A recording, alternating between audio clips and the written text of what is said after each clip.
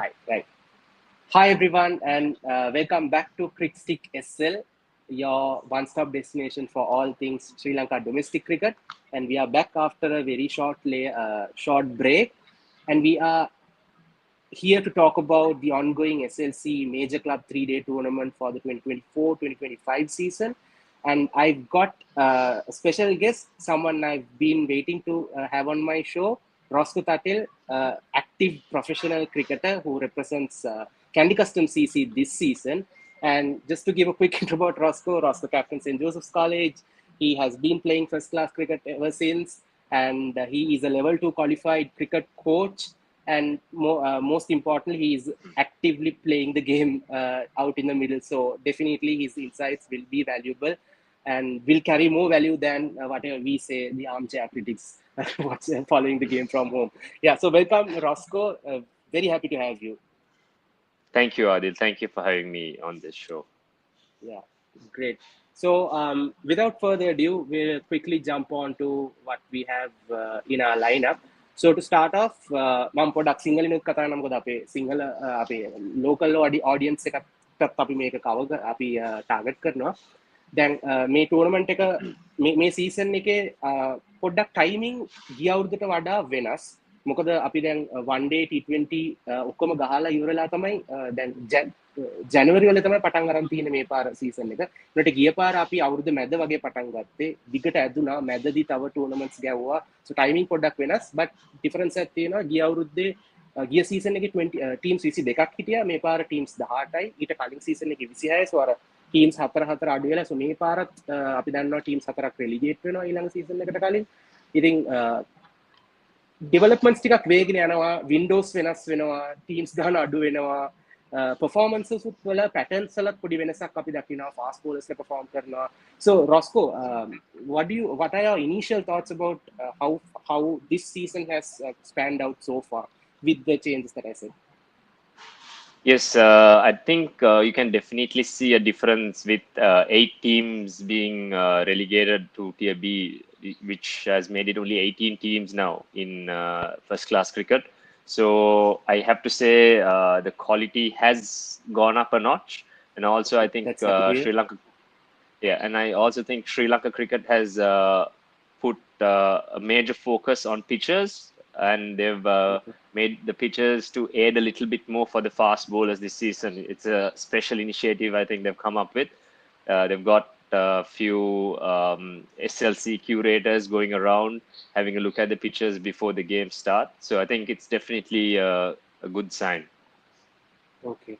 And Roscoe, just to a quick question on that. So is the home and away format mandatory this season? Because I see a lot of clubs, they are still sticking to their home teams, but some clubs like, let's say, for example, Chilau Marians, who don't have a home team, I see they play in Hambantota, so in neutral venues. So how's this arrangement this season? Home and away. I think it's still. I think it's still the same. So basically, I think since it's 8 games for a club, everyone gets 4 home games and 4 away games. And the clubs that don't have home grounds have just opted kind of random grounds. For example, like you said, Chilau Marians are playing their home games in Hambantota. And yeah, so on. Okay, cool. So I think මම හිතන්නේ එතන ලොකු අපිට home away structure එකේ ලොකු change එකක් වෙලා නැහැ. රොස්කෝ කිව්ව විදිහට අපිට මම හරි සතුටුයි ඒක හිට් එක quality එක improve වෙලා තියෙනවා. teams අඩු වෙන එකත් එක්ක. right. අපි ඉක්මනටම ඊළඟ අපි දැන් බලමු දැන් මම කිව්වා වගේ සති 3ක matches දැන් අපි ඉවරුණාට පස්සේ තමයි මේ first episode එක කරන්නේ. හුඟක් teams matches 3 සෙල්ලම් කරලා තියෙනවා. teams කිහිපයක් තාම 2යි සෙල්ලම් කරලා තියෙන්නේ. අපි ඉක්මනට points table එක බැලුවොත් group A එකේ දැනට top ඉන්නවා former joint champions police sports club matches 3න් 2ක් දිනලා තියෙනවා. Ace Capital second ඉන්නවා matches 3න් 2ක් දිනලා. group B එකේ NCC තමයි top කරන්නේ matches 3න් 2ක් දිනලා. and Kurunegala youth cricket club second ඉන්නවා matches 3න් 2ක් දිනලා. අපි points table එක මේක තමයි quick overview එක. අපි time තිබ්බොත් ඉක්මනට මේ points යන විදිය ගැනත් පොඩ්ඩක් කතා කරමු අන්තිමට. මොකද සමහර අයට තියෙන්න පුළුවන් කොහොමද මේ points යන්නේ කියන question එක. මොකද මේක typical අපි world test championship points table එකක් වගේවත් එහෙම නැත්නම් අපි follow කරන international වල යන points table එකක් විතර වගේ නෙවෙයි. මේක ටිකක් වෙනස් first class system එකකට යන නිසා.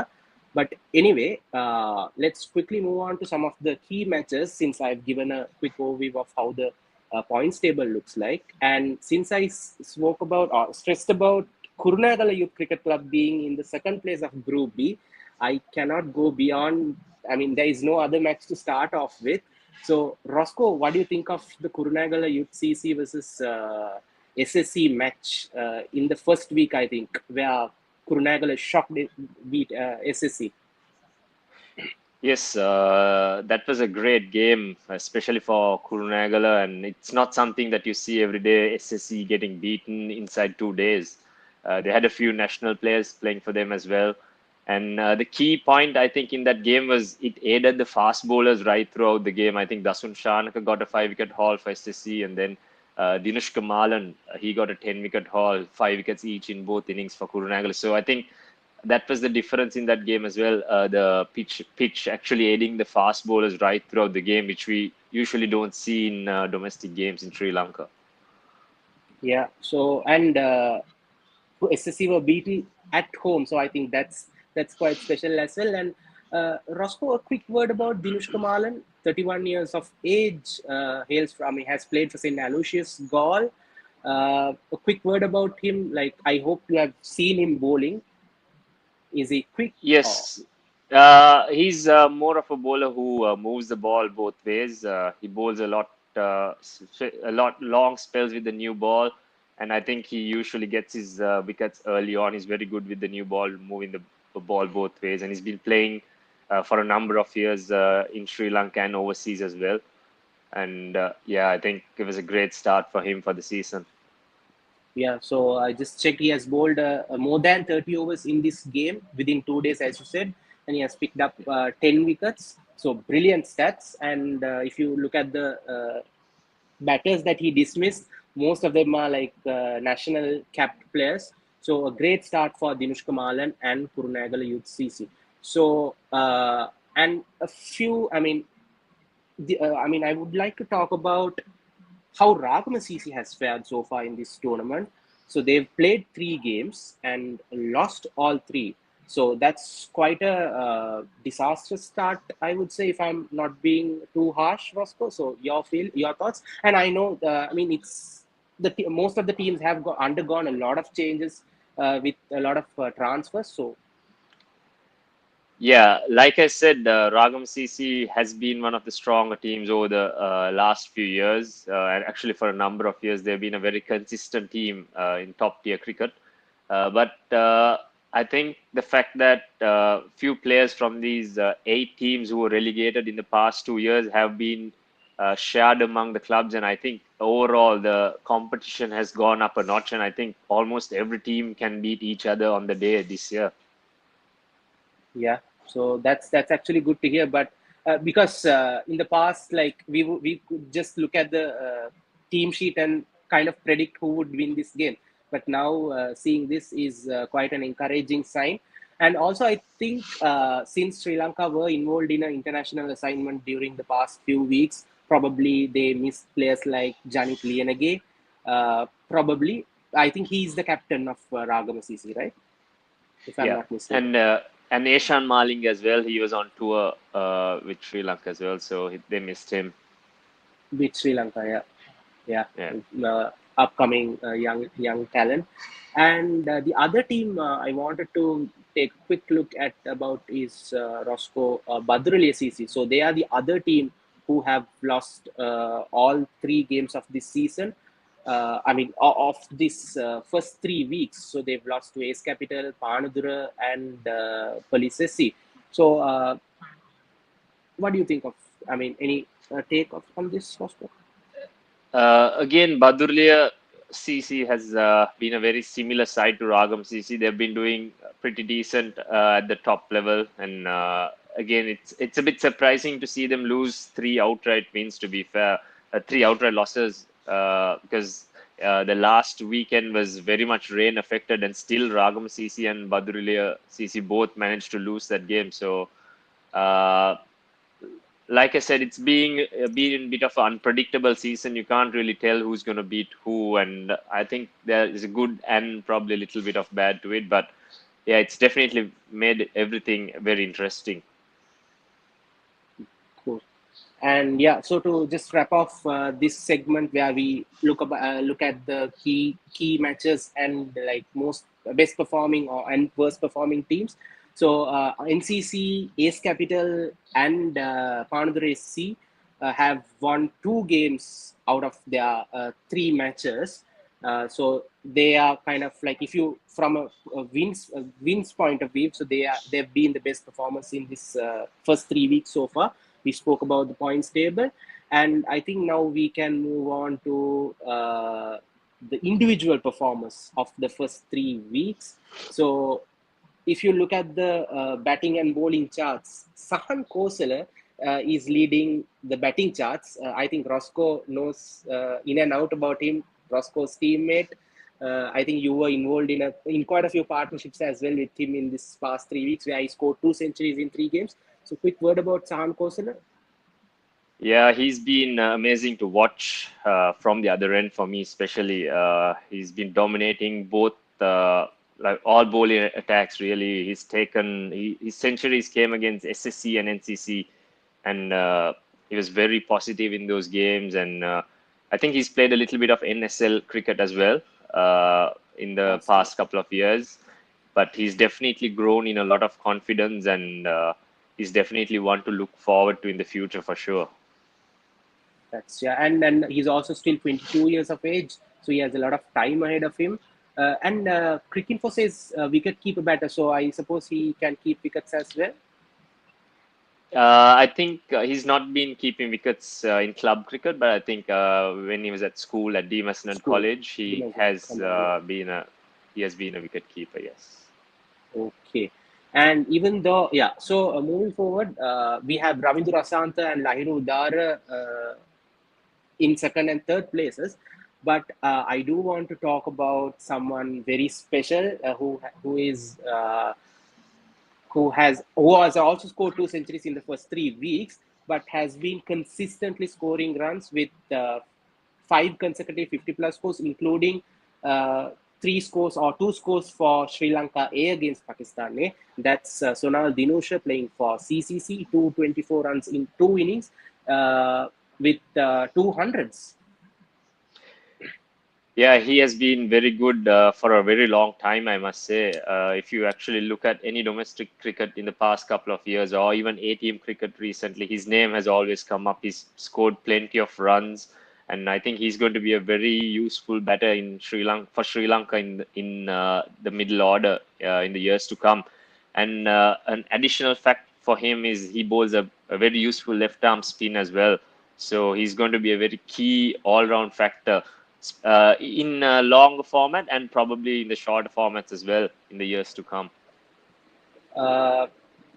Just okay, a quick question. So Angelo Matthews, Dimut Karnaratne, Dinesh Chandimal, stalwarts of our test team, former captains, almost towards the end of their test careers. Do you see Sonal Dinusha as a front runner for one of those 3 spots? Probably in the middle order for sure, number 5, 6, somewhere there with his left arm spin as well. I'm sure he'll be considered very soon. And also given the fact that he scored runs for Sri Lanka A, I'm sure he's not too far away now. Great. So that's so heartening to see one of the bright prospects, young prospects continuously or being regularly scoring runs. And one other such player is our Sri Lanka A captain, Pasindu Surya Bandara. Again, 2 innings, 241 runs, including 1 double hundred, unbeaten double hundred. So his average looks like, reads as 241. Even Sonal's average is 224.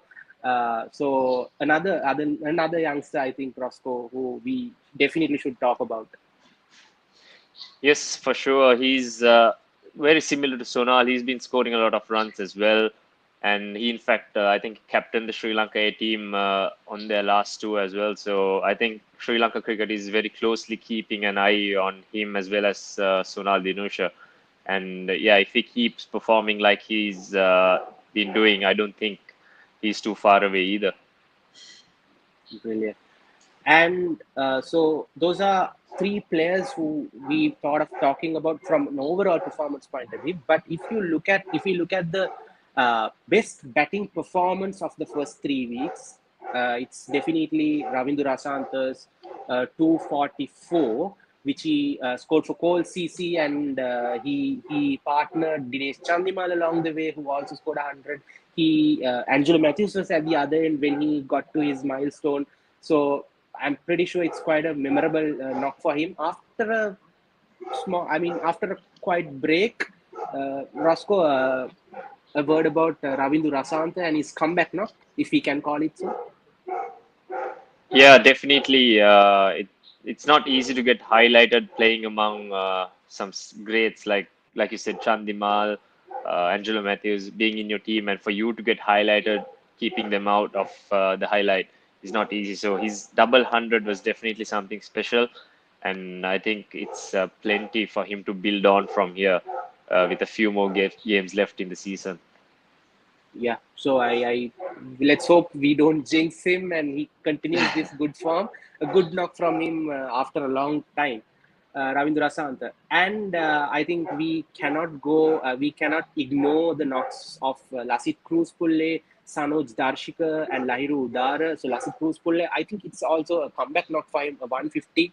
After a very quiet period where he didn't score much. Sanoj Darshika has been putting up some good performances of late. Lahir Udar, he was a part of the test squad as well, and he usually scores 100 or two here and there in domestic cricket. So, quick word on Lasit and maybe Lasit and Lahir Udar, Roscoe.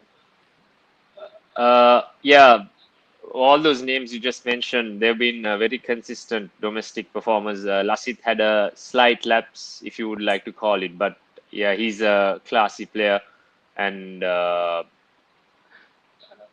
all of them, just like you mentioned, they've been very Sanoj and consistent Lahir domestic. Udar, yeah. Yeah, Sanoj and Lahirudar, especially Lahirudar, he's been scoring tons of runs for a number of years. So, uh, and yeah, Sanoj Darshika, he's been very good for Coles this year, and he's been putting up good performances even in the NSL and a few more domestic tournaments in the past few years. And Roscoe, before we move on to the bonus, I just wanted to talk about Lahirudara's strike rate. So he has scored these 292 runs with a strike rate of 97.98. And if you look at NCC's opening partnerships, where Lahirudara and Niroshan Dittal opens the inning for them, they've always, put up quick partnerships, irrespective of the format, be it list A, first class, or T20. So, is this like a unique approach from NCC, or is this a trend of late in Sri Lanka domestic cricket, or like how do you see this?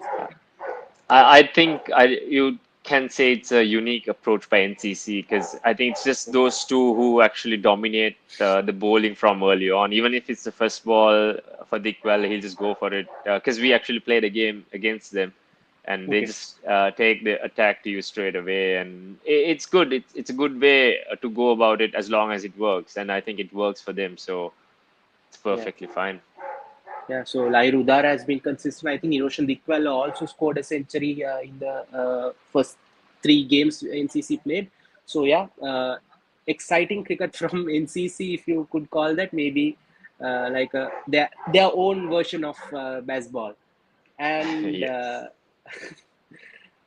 so moving on to bowling, and I think this is like a constant. A left arm spinner topping the charts of Sri Lanka domestic cricket or a domestic tournament. I think that has been a constant for so many years. And if you look at this list, Dilum Sudeera, left arm spinner, Shashika Dulshan, left arm spinner.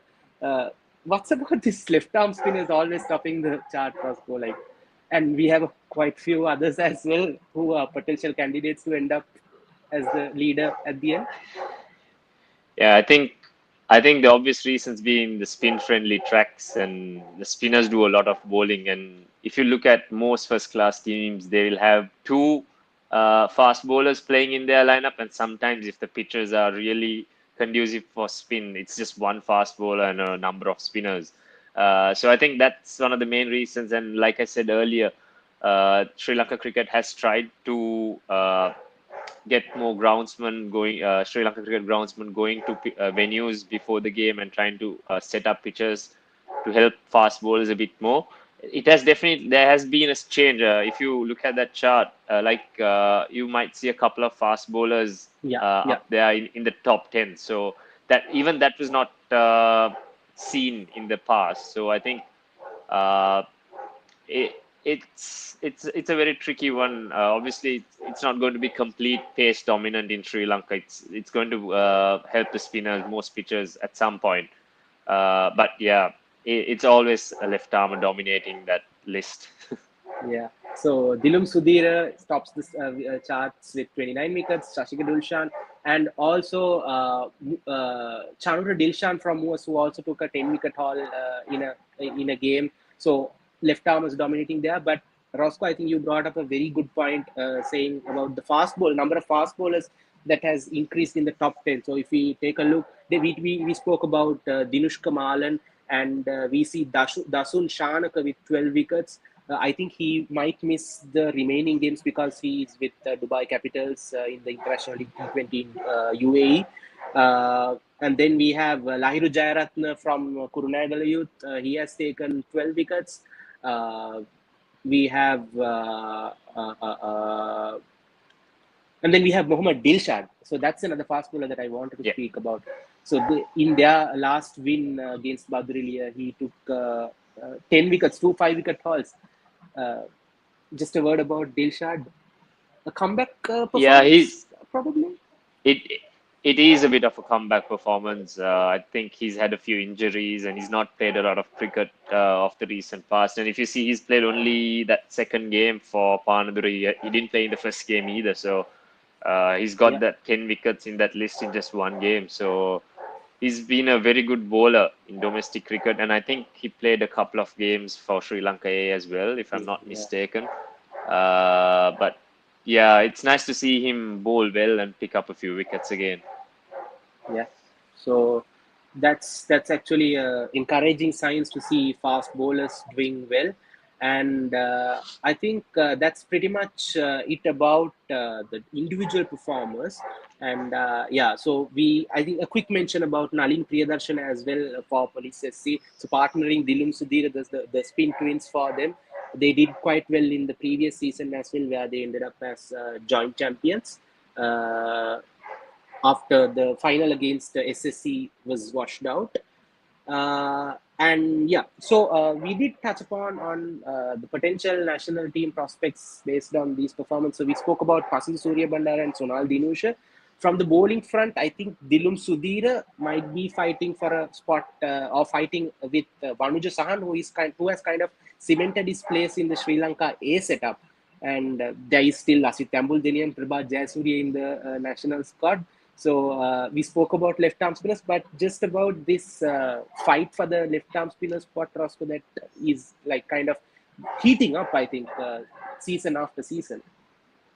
Yeah, that it definitely is. All those names you mentioned are still pretty much in the mix. But as it stands, obviously, Prabhat is Definitely. considered the main spinner. But yeah, it's nice to see these left armers putting pressure on the other left arm spinners who are already in the national setup.